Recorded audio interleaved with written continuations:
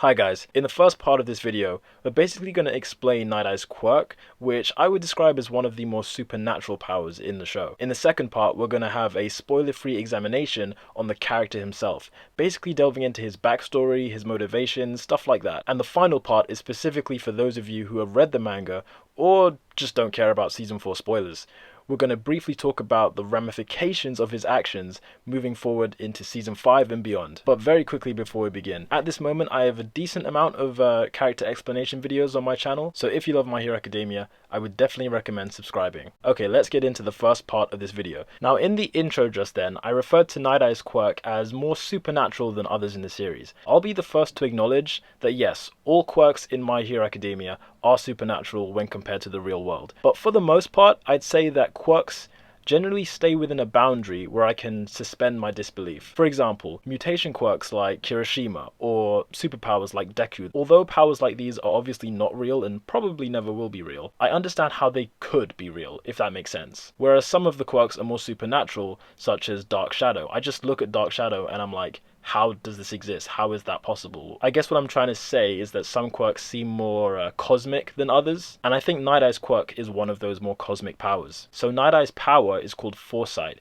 and it basically grants him the ability to accurately see into the future of any person he chooses. But I'd say with this quirk more than any other, there is a lot of conditions and stipulations that we're about to get into. Okay, so firstly, when he uses Foresight on a person, he can see into their future from a third person perspective. And during these visions, he can basically see the person themselves and their immediate surroundings, but not much detail beyond that. And I think it's important to note that he can't actually hear anything in these visions either. And he apparently has no limit on how far into the future he can see.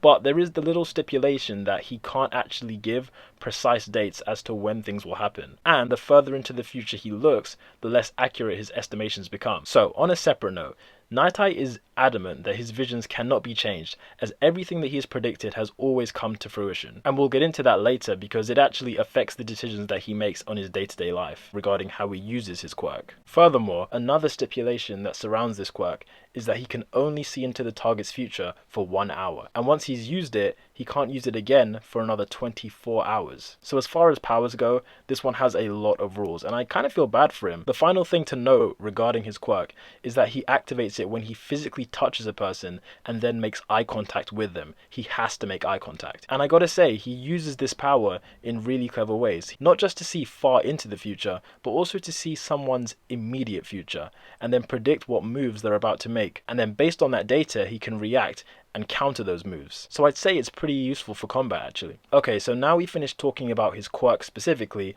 let's get into Nighteye as a person. And yes, this is the second part of the video. As a person, Nighteye is incredibly intelligent, which kind of compensates for the fact that he rarely ever uses his quirk. He's pretty reluctant to use Foresight, as he believes that anything he sees, however positive or negative, is guaranteed to happen. For that reason, he prefers to use his brains, his intellect, to get situations under his control, and then once he's done that, he can use Foresight to confirm that things will remain under control. Now, to this day, Nighteye remains a big fan of All Might. Much like Deku, he collects All Might memorabilia, watches old All Might YouTube videos, like he's pretty hardcore. In fact, he loved All Might so much that he repeatedly begged him to be his sidekick, something which All Might refused. But eventually, after much more begging, All Might gave in and basically allowed Nighteye to fill out his paperwork. Eventually though, they did work together as a proper superhero team for 5 years, and Nighteye sort of acted as the intellect behind All Might's hero activities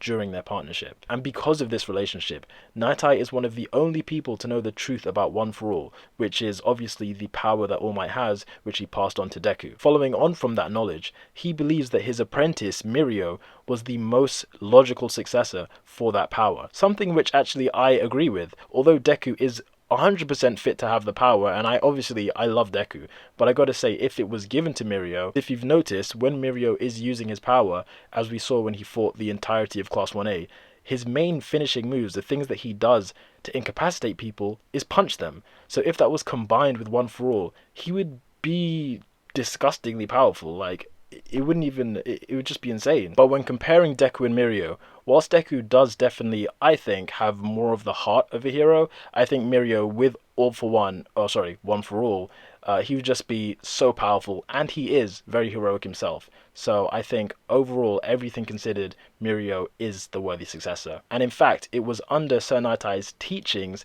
that Mirio went from an average student to the #1 student at UA within the space of a single year. So after Sir Nighteye stopped being All Might's sidekick, he became a pro hero in his own right and actually set up his own agency. And within that agency, he keeps the details of his foresight quirk a complete secret. And this is a pretty strategic and smart move because most villains don't know what he's capable of. And although his personality can appear cold on the surface, he actually greatly values humor and kind of refuses to acknowledge people that can't make him laugh. And so that brings us to the end of the spoiler-free part of this video. I really hope you enjoyed it, and if you're leaving us now, then please like and subscribe. I specifically left a few things out of this section just to minimize anything that someone might think is a spoiler, but I'm pretty sure there's enough information in this video so far to get an idea of what his power is and obviously who he is. Okay, so let's talk about the ramifications of two of Sir Nighteye's predictions, and the fact that we now know that under certain circumstances, his visions can be changed. So we all know that Nighteye predicted that Deku would be killed by Overhaul, and that he believed that this was inevitable. Now the fact that it didn't happen, it's quite important to know why it didn't happen. What I mean to say is that if Deku was only able to defy Nighteye's visions because Eri was altering time in some way, then that means going forward, Nighteye's remaining predictions still can't be changed. Contrarily, if Deku defied this vision out of sheer perseverance, then what is clear is that the future that Nighteye sees, it can be changed without the need for time manipulation. So if this is the case, it means two things. Firstly, if you remember in Season 3, when All Might basically declared to All for One that he wouldn't die by Shigaraki's hands, well, that actually might be true, because if Nighteye's predictions can be avoided by sheer force of will, there is no one who has more force of will than All Might. Let's just take a second to appreciate this one fact. All Might was told by Nighteye that he would die by the hands of a powerful villain. Now this happened before we ever met All Might, it happened before the story began. Now All Might never had a specific date of when this would happen, but he knew it would happen either this year or the next year, right? And so when the big battle in Camino with All for One happened, that was within the time frame that Nighteye gave that All Might would be killed by a powerful villain. And so from All Might's perspective, that was probably the time he thought he was gonna die. That's probably what he believed Nighteye saw. It would only be logical to think that, and yet despite that, he still pulled through. He gave it everything he had. And in fact, when we were reading this or watching this battle on screen, we had no idea about Nighteye's prediction. But if we did, I'm sure all of us would have been thinking, this is it, he has to die now. And yet despite all of that, he still pulled through like he always does, because nobody has more will than All Might. And so I know Horikoshi won't do this, but in theory, that fight in Camino could have been the prediction that Nighteye saw. It fits in well with the timeline that he gave, and All for One definitely matches the description of a powerful villain. But being real, the worst is probably still yet to come. But what do you think? This vision of his horrible death, is it truly inevitable? Finally, regarding Mirio, he looked into Mirio's future and foresaw that he would become a great hero, despite the fact that Mirio lost his permeation quirk. Now, Mirio is on hiatus from his studies at UA, so he's not studying right now, and I just gotta think, if he doesn't get his quirk back within, let's say, the next year, I don't know exactly how he's going to go back to UA and pass all the various hero exams and stuff without any quirk. Obviously Mirio is completely amazing, and I think he was almost designed to be sort of this perfect character. But the fact that he's lost his quirk, I don't see how he can finish his studies at UA.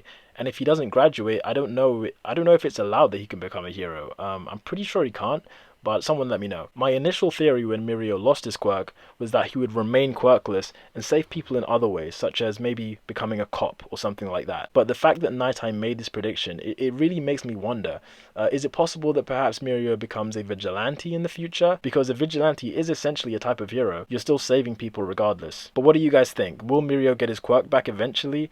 And I hope he does, but I just don't know, because it would reverse the impact of that moment when he lost it. And let's be honest, we know that Deku will be the #1 hero one day.